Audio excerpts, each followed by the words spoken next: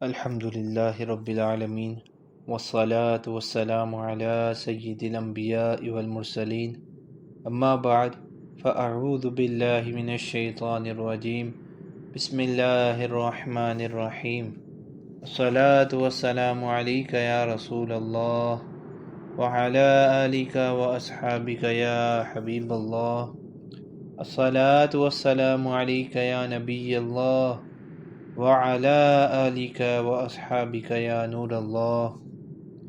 مومن جھوٹا نہیں ہو سکتا، کہ حدیث مبارکہ میں ہے کہ ایک مرتبہ سرکار دو عالم نور مجسم صلی اللہ تعالیٰ علیہ وآلہ وسلم تکیہ لگائے جلوہ افروز تھے۔ صحابہ کرام علیہم رضوان نے سوال کیا، یا رسول اللہ صلی اللہ تعالیٰ علیہ وآلہ وسلم، کیا مومن سے چوری ہو سکتی ہے؟ یعنی مومن چور ہو سکتا ہے؟ سرکار دو عالم نور مجسم شفیع امم صلی اللہ تعالیٰ علیہ وآلہ وسلم خاموش ہو گئے۔ تھوڑی دیر کے بعد ارشاد فرمایا کہ ہاں، مومن سے چوری ہو سکتی ہے۔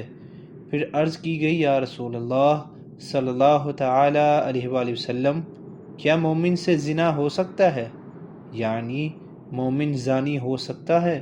سرکار دو عالم نور مجسم شفیع امم صلی اللہ تعالیٰ علیہ وآلہ وسلم نے توقف فرمایا، پھر ارشاد فرمایا ہاں۔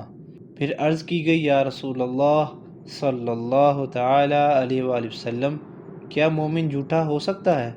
پیارے آقا صلی اللہ تعالیٰ علیہ وآلہ وسلم نے ایک دم ٹیک چھوڑ دی اور بغیر توقف کے فرمایا، مومن ہو اور جھوٹ بولے یہ نہیں ہو سکتا، یعنی مومن جھوٹا نہیں ہو سکتا۔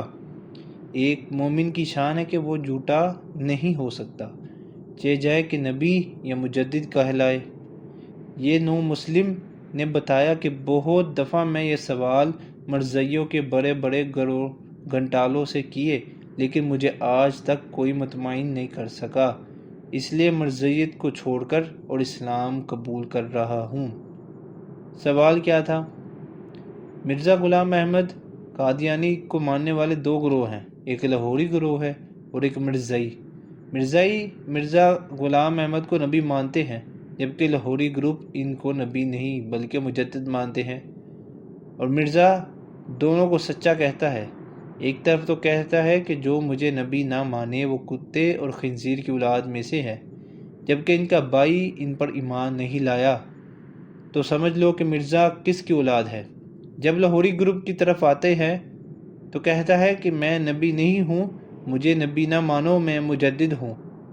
نو مسلم نے کہا کہ اگر مرزا کو نبی مانے تو مجدد کی طرف سے جھوٹے پڑتے ہیں، اور اگر مجدد مانے تو نبی کی طرف سے جھوٹے پڑتے ہیں، تو جھوٹا نہ نبی ہو سکتا ہے نہ مجدد۔